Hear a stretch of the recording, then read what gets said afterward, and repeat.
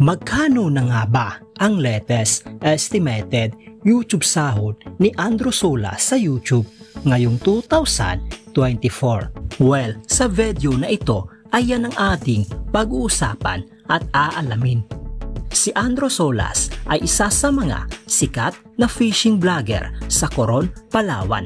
Marami ang sumusubaybay sa kanya dahil sino ba naman ang hindi manunood sa kanyang mga video na sobrang ganda at meron ka pang makukuha na ideya kung paano manghuli ng mga isda.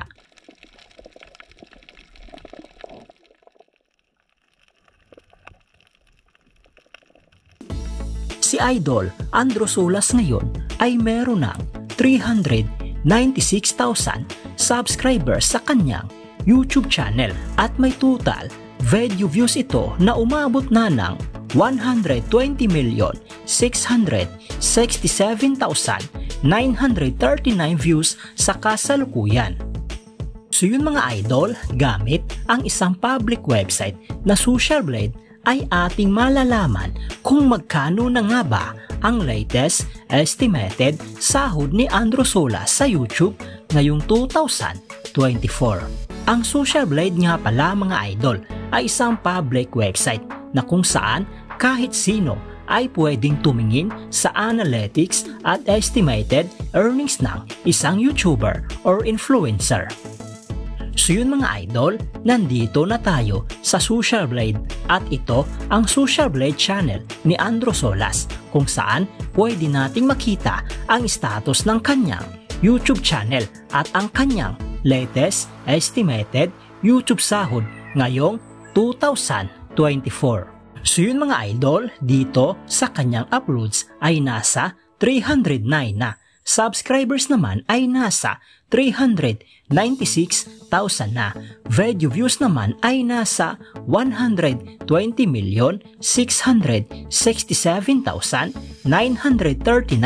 Country ay Philippines. Channel type ay People. At ginawa niya ang kanyang YouTube channel noong June 4, 2020. At dito naman sa baba mga idol, ang total grade niya ay nasa letter B. Social Blade rank ay pang 144,057. Subscriber rank ay pang 1,924. Video views rank ay pang 145,318. Country rank ay pang 670 at ang people rank ay pang 1,481. So yun mga idol, dito naman sa kanyang subscribers noong last 30 days ay merong pumasok na 6,000 subscribers. Bumaba ang kanyang subscribers percentage sa 22.2%. At dito naman sa kanyang video views noong last 30 days ay merong pumasok na 3,603,000. Bumaba rin ang kanyang video views percentage sa 19%. So yun mga idol, dito naman sa YouTube stat summary ni Andrew Solas noong July 21, 2024 hanggang August 3, 2024 ay makikita natin dito ang pumasok na subscribers, pumasok na video views at ang estimated earnings niya sa bawat araw. Pero mga idol, ang titingnan natin dito ay ang daily average at weekly average.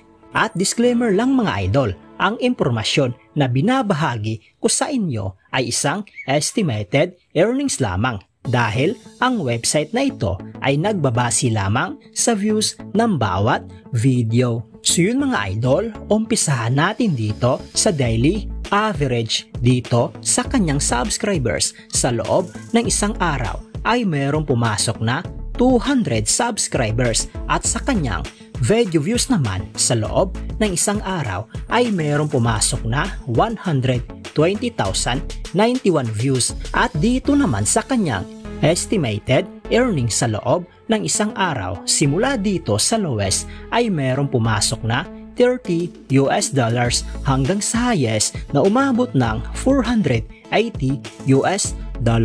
At kung i-convert natin ito sa Philippine Peso, ang katumbas nga pala ng $1 sa peso ay nasa pesos. So yun mga idol, ang katumbas ng $30 sa peso ay nasa 1,710 pesos. Ito ang kanyang posibleng kikitain sa loob ng isang araw sa lowest estimated earnings, at ang katumbas ng $480 sa peso ay nasa 27,360 pesos. Ito naman ang kanyang posibleng kikitain sa loob ng isang araw sa highest estimated earnings. Bago natin ipagpatuloy ang video na ito ay please naman po mga idol, i-click nyo naman ang like bilang suporta sa video na ito.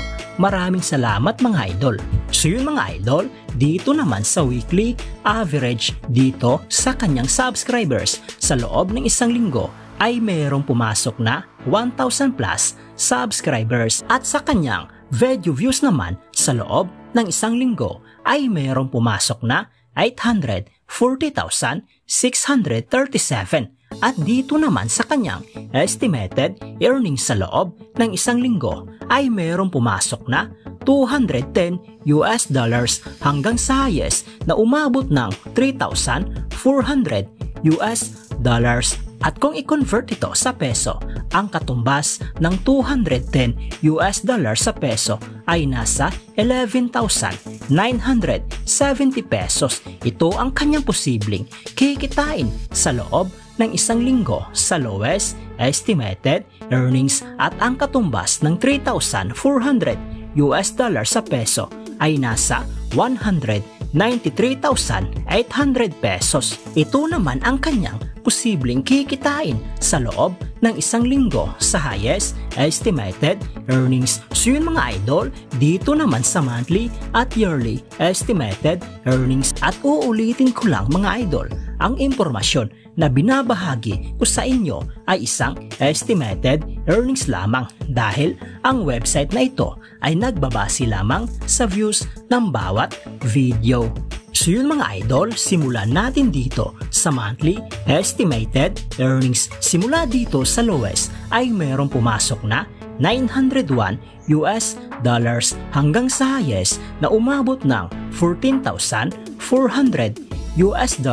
At kung i-convert ito sa peso, ang katumbas ng $901 sa peso ay nasa 51,357 pesos. Ito ang kanyang posibleng kikitain sa loob ng isang buwan sa lowest estimated earnings, at ang katumbas ng $14,400 sa peso ay nasa 820,800 pesos. Ito naman ang kanyang posibleng kikitain sa loob ng isang buwan sa highest estimated earnings. So yun mga idol, dito naman sa yearly estimated earnings, simula dito sa lowest ay mayroong pumasok na $10,800